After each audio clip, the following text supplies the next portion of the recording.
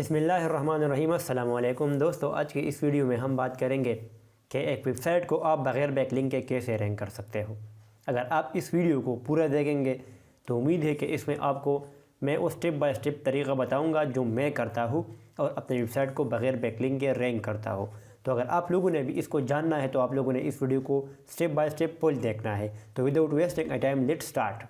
दोस्तों, search engine optimisation जब हम करते हैं तो उसमें बैकलिंक एक बहुत इंपॉर्टेंट फैक्टर है जिससे वेबसाइट बहुत जल्दी रैंक हो सकता है। लेकिन अगर आप वेबसाइट को बगैर बैकलिंक के रैंक करना चाहते हो और आप इसके सर्च में होगे हम कैसे इसको रैंक कर सकते हैं, तो हाँ, ये रैंक हो सकता है और इसका अपना एक स्ट्रेटजी है। दोस्तों, सर्च इंजन जब आपका वेबसाइट रैंक करता है तो उसके लिए बैकलिंक बहुत इंपॉर्टेंट है। लेकिन बैकलिंक सिर्फ एक पॉइंट नहीं है जो कि मतलब गूगल या कोई सर्च इंजन कंसिडर करता है कि आपका वेबसाइट रैंक हो जाए। इट मीन के बहुत से ज़्यादा फैक्टर है और जिस तरह हमने सुना है तो 200 फैक्टर ऐसे मौजूद है जिस पर आपका वेबसाइट अगर अच्छा होगा, आपका रिजल्ट अच्छा होगा तो वो रैंक हो सकता है।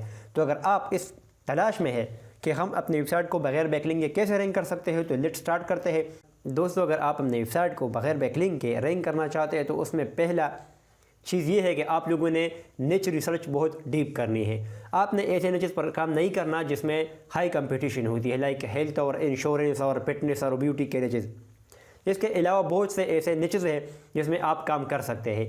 तो अगर आपने बगैर बैकलिंक के रैंक करना है तो आपने लो कंपटीशन वाली निच सेलेक्ट करनी है। निच मतलब आपका वेबसाइट जो है उसका टॉपिक होगा जिस पर आप अपना वेबसाइट बनाएंगे। तो अगर आप लो कंपटीशन वाला निच फाइंड करेंगे और उसमें आप फिर रिसर्च करेंगे और कीवर्ड निकालेंगे तो आपको बहुत आसानी होगी उस निच को रैंक करने के लिए। तो जब आप निच रिसर्च कर लोगे कि मेरे पास मतलब ये एक ऐसा निच है जिसमें मतलब स्मॉल साइट अवेलेबल है, लार्ज वेबसाइट अवेलेबल है, ट्रेंड अच्छा है उसका, कीवर्ड उसमें लो कंपटीशन भी अवेलेबल है, हाई कंपटीशन भी अवेलेबल है, उसमें स्मॉल साइट भी अवेलेबल है और लार्ज वेबसाइट भी अवेलेबल है और अदर भी कुछ फैक्टर है जो कि आप हमारे निच रिसर्च की वीडियोज़ में देख सकते हैं कि कौन से फैक्टर है जिसकी मदद से आप लोग अपने निच को फाइनलाइज कर सकते हो। तो उसके बाद दूसरा फैक्टर ये है कि आप लोगों ने लो कंपटीशन कीवर्ड निकालने हैं।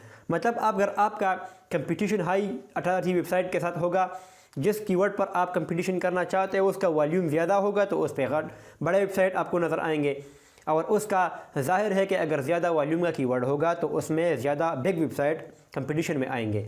तो उससे बेहतर यह है कि आप अपने लिए लो कंपटीशन कीवर्ड फाइंड कर लें जिसका नंबर ऑफ वॉल्यूम गुड होना चाहिए लेकिन कीवर्ड डिफ़िकल्टी उसका कम होना चाहिए। जब उसका कीवर्ड डिफ़िकल्टी कम होगा तो उसमें आपको स्मॉल साइट भी देखने को मिलेंगे। स्मॉल साइट का मतलब ये है कि या तो वो वेबसाइट फ्रेश होगा या उसका डोमेन एज कम होगा और या उसकी डोमेन अथॉरिटी इतनी हाई नहीं होगी जिसकी मदद से वो रैंक कर ले। तो उससे इसका मतलब ये है कि वो वेबसाइट फ्रेश होगा, लो कंपटीशन के साथ होगा और कम कंटेंट के साथ वो रैंक करता है। तो अगर आपको ऐसे वेबसाइट मिलते हैं तो इट मीन के आप लोग उस कंपटीशन पर काम कर सकते हो। तो कोशिश करें कि आप लोग लो कंपटीशन कीवर्ड निकालें और उस पर काम कर लें। उसके बाद तीसरा ये स्टेप है कि आप अपने कीवर्ड जो कि आपने फाइंड की है निच रिसर्च में और कीवर्ड आपने निकाले हैं उसको मैप कर लें। मतलब आप लोगों ने एक दूसरे के साथ उसको लिंक करना है। For example earn money online एक टॉपिक है जो earn money online from Facebook, from Twitter, from Facebook, इस तरह इंस्टाग्राम और ट्विटर और लिंक्डइन, ये सारी चीज़ें। मतलब आपने एक टॉपिक का एक क्लस्टर बनाना है तो एक दूसरे के साथ वो कीवर्ड आपने लिंक करने हैं। तो उनके नेक्स्ट जब आप उस पर कंटेंट बनाएंगे तो आप लोगों ने इसका इंटरलिंक स्ट्रेटजी पर काम करना है। तो दोस्तों, जब आप इंटरलिंक कर देंगे कीवर्ड को तो फिर आपने कंटेंट स्टार्ट करनी है। कंटेंट स्टार्ट जब आप करेंगे तो आप लोगों ने ऐसा करना है कि अपने निच में उस कीवर्ड पर जब आप काम करेंगे उस पर कंटेंट राइटिंग करेंगे तो उसको आपने गूगल करना है कि आपसे बेहतर कंटेंट कौन बना रहा है।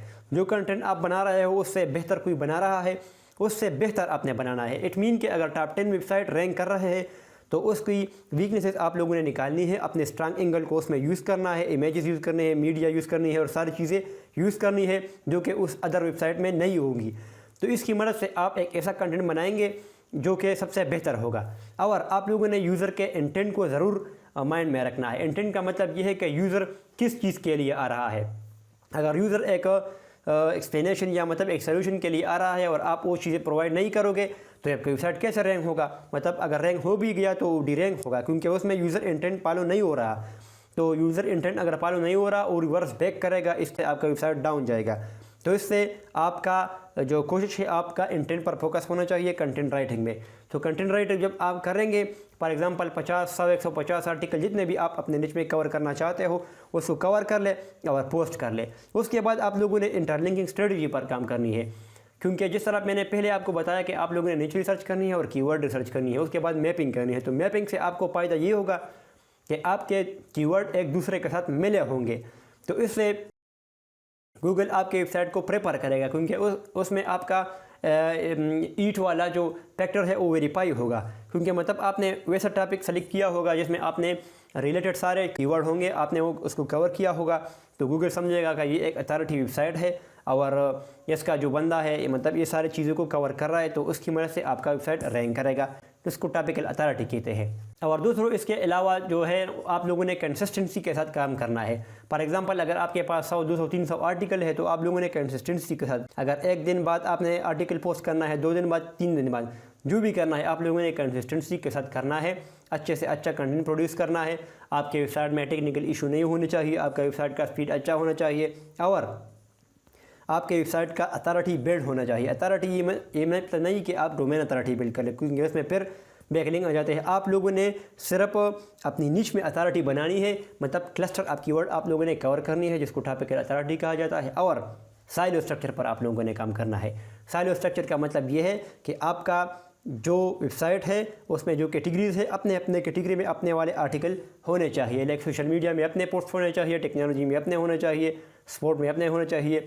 जो भी आपका मतलब एक निच है उसके रिलेटेड आप इसको घुमा फिरा सकते हो। दोस्तों ये कुछ ज़रूरी पॉइंट्स थे जो कि मैंने आप लोगों के साथ शेयर कर ली है। इस तरीके से मैं भी निच रिसर्च करता हूँ, कीवर्ड रिसर्च करता हूँ और ब्लॉगिंग करता हूँ। इससे मैंने बहुत से अल्हम्दुलिल्लाह निच मैं वेबसाइट रैंक की है, क्लाइंट्स की ECU भी मैं करता हूँ, ई-कॉमर्स स्टोर्स की भी करता हूँ। और इस वजह से मैंने आप लोगों को ये सारे रियल और प्रैक्टिकल मेथड शेयर किया है। अगर आप भी इस पर काम करेंगे तो इंशाल्लाह आपको रिज़ल्ट मिलेंगे। इसमें आपको जो भी इशू है तो आप लोग इस चैनल को सब्सक्राइब करें और हमारे फेसबुक पेज को लाइक करें। वहाँ पर आपको जो भी इशू होगा तो आप लोग वहाँ पर इजीली पूछ सकते हैं। तो उम्मीद है कि इस वीडियो से आप लोगों को कुछ मालूमात हासिल हुई होगी। अगर आप लोगों को इल्म में कुछ भी इजाफा हुआ है तो आप लोग इस चैनल को सब्सक्राइब करें, इस वीडियो को लाइक करें। Thanks for watching.